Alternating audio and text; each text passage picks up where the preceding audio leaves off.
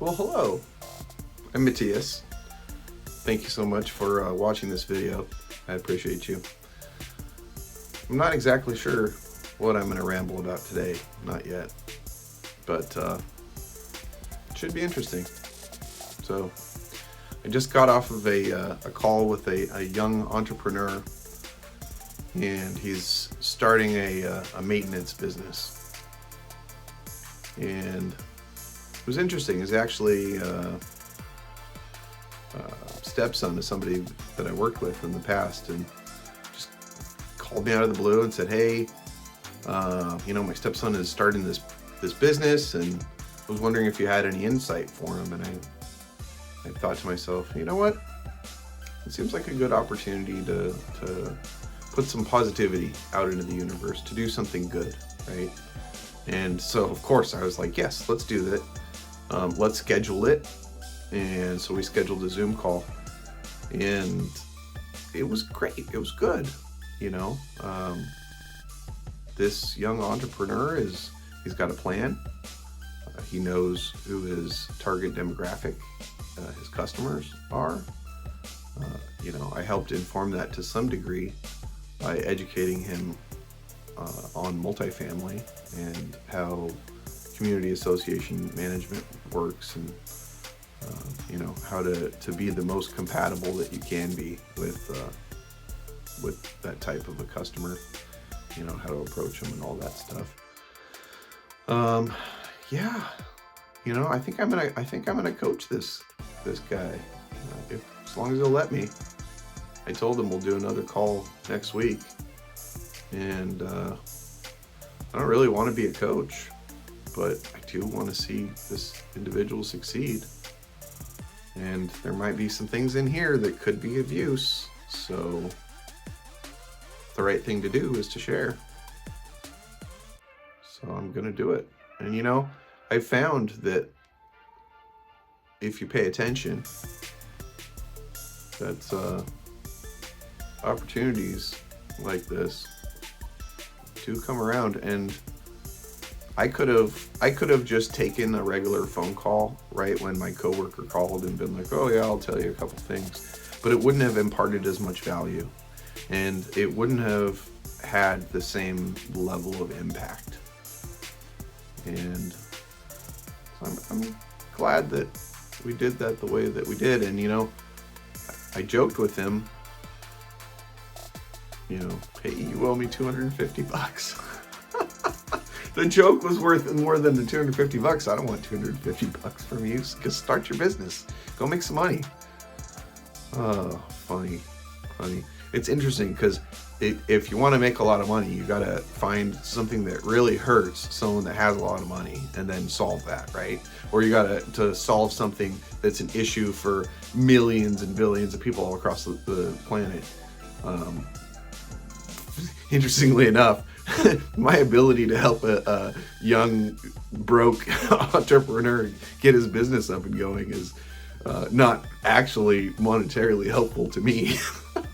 And that's why I wouldn't even dream of charging him anything. But who knows? Maybe if I do end up doing coaching at some point, then he can give me a positive professional opinion of my coaching.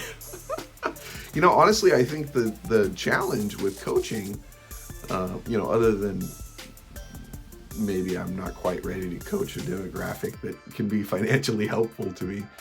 But the thing about coaching is you're only helping one person at a time. It's not enough.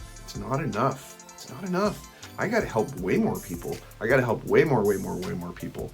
In researching what I need to do to get a book published, I've come to the conclusion that because I am not, famous on TV or the CEO of a multinational corporation or, some of these other things, I need to build a following of over 150,000 people if I want Penguin Random House or whoever to even look at my book. And so I'm going to crush it. I'm going to do way more than that. I'm going to have the most followers. It's going to be silly. I don't know exactly how yet, but I'm gonna do it. I have definiteness of purpose, and this particular milestone is a way easy milestone. 150,000 followers on YouTube. You better believe it. It's coming. It's coming, baby. And I'm gonna do it. And you know what? You're gonna buy my book too. Yeah, you're gonna buy book 1. That's not the real title. That's just what I call it internally, book 1. Yeah, you're gonna buy book 1, you're gonna buy book 2, you're gonna buy book 3, you're gonna buy book 4, you're gonna buy book 5. You're gonna buy the book where I tell you about all the really crazy personal stuff that nobody wants to know, but everyone won't be able to stop reading. They'll just be like, oh my goodness, this guy went through all kinds of crazy stuff. How is he still around? Anyways. So I had 150,000 followers on YouTube.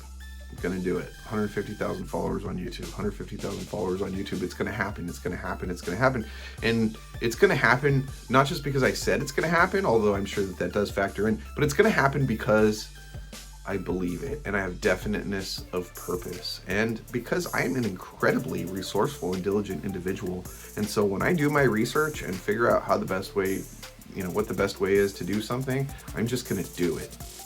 I'm gonna win. Yeah. It's good. Whew. Man, I still have so much writing to do. So much writing. But it's interesting. I was watching this. I attended a master class on how to write a short book. And I don't know. It was interesting. What was interesting was that this person, they wrote this book and they self-published it on Amazon, which I had thought originally I have no interest in doing. But anyways, so he self-published this book on Amazon, and it made $14,000. I mean,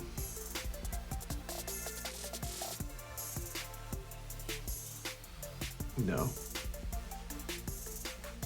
not enough, not enough, not enough, not enough. But the reason was twofold.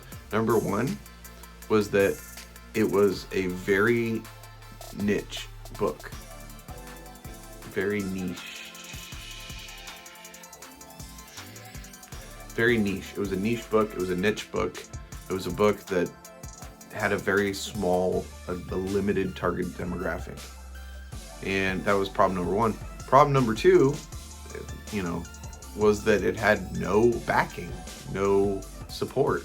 His idea of a book release was to email his 50 best friends and send some notes on Twitter.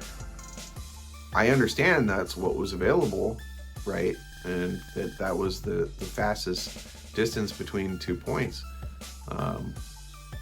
But with larger, bigger exposure, you could probably find more possible customers, And I thought it was really interesting. He was talking about how to, how to write this book, how to write a book, not for the sake of the book, but for the sake of all of the things that surround it, that now you're a published author, and who cares if 600 people read your book? That doesn't matter. And who cares if, they're just your Facebook friends? In this particular case, his path was to help authors. That's what he does. He's an author coach. Again, for me, I feel like not helping enough people. I need to help way more people than that. And also, you can't make enough money. I could never make enough money, $250 an hour, a couple hours a week, 10, 20, 30 hours a week. That's never going to be enough. Never going to be enough.